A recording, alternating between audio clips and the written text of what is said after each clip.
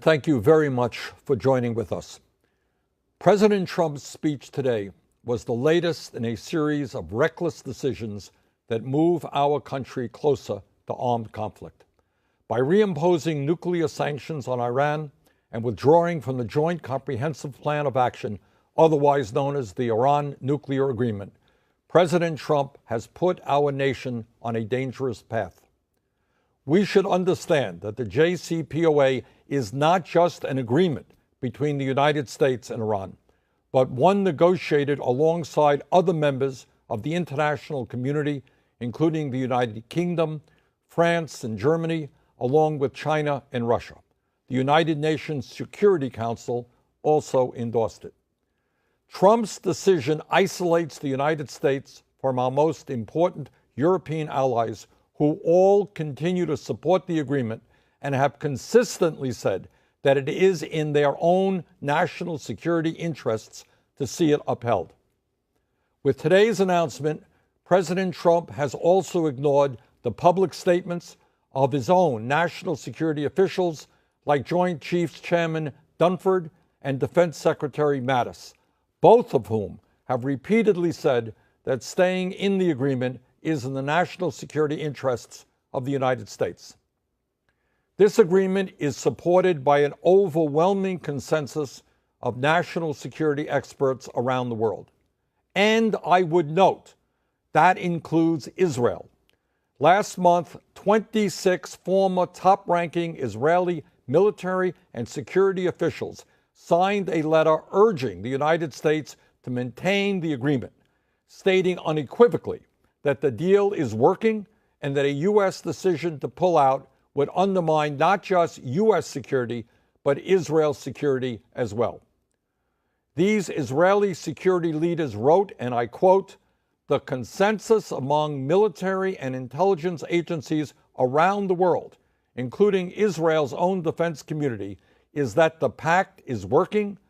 Israel's security interests would be served best if the United States chooses to remain in the agreement and work with its allies and other parties to the agreement on further diplomatic actions to address other aspects of Iranian policy in the Middle East." End of quote. Withdrawing from the agreement could not only free Iran from the limits placed on its nuclear program, it would seriously harm the United States' ability to negotiate future non-proliferation agreements, such as one with North Korea.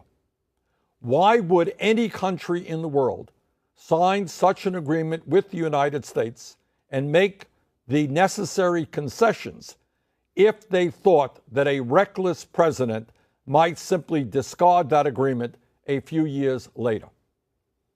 If we are genuinely concerned with Iran's behavior in the region, as I am, this is the worst possible course of action.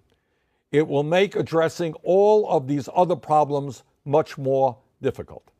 Unfortunately, I heard no strategy from President Trump today, just the usual bluster. But bluster and Iran bashing will not get us to a better future. Ultimately, we must seek a better relationship with the Iranian people and a more constructive role for Iran in the region. Trump's bellicose rhetoric today makes achieving those goals more difficult. It will strengthen the regime's hardliners, who are much more comfortable dealing with a hostile America than with a reasonable, peace-seeking one. After 17 years of war in Afghanistan, after 15 years of war in Iraq, the American people do not want to be engaged in never-ending wars in the Middle East. I am deeply concerned that that is exactly where President Trump is taking us with regard to Iran.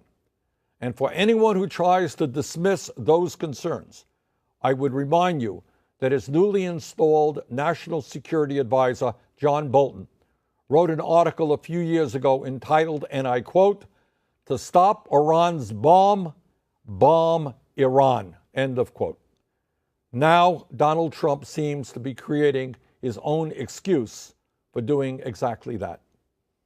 Importantly, I would remind my fellow Americans that the road to the war in Iraq did not simply begin in 2003.